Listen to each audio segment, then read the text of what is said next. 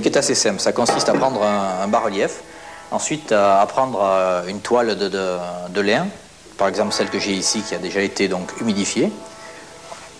On l'applique sur le bas-relief, comme ceci. Voilà, j'écrase bien avec la main.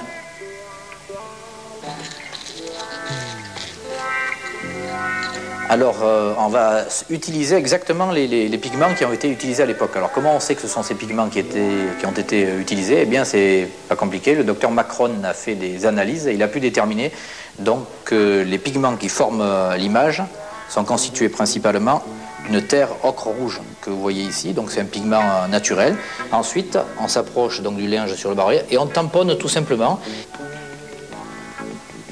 Et vous allez voir que l'image apparaît. Tout simplement pourquoi? Parce que quand vous tamponnez, eh bien votre tampon, ce que j'ai ici en main droite, va laisser déposer plus de pigments évidemment sur les parties qui sont en relief que sur les parties qui sont en creux. Donc c'est à ce moment-là qu'on va obtenir une gradation de l'image.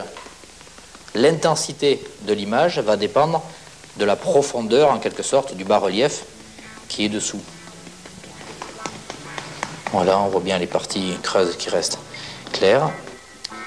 Voilà, le suaire est à peu près terminé. Alors, ici, par exemple, voilà, donc, le suaire fait. Maintenant, on va enlever, donc tout simplement, on enlève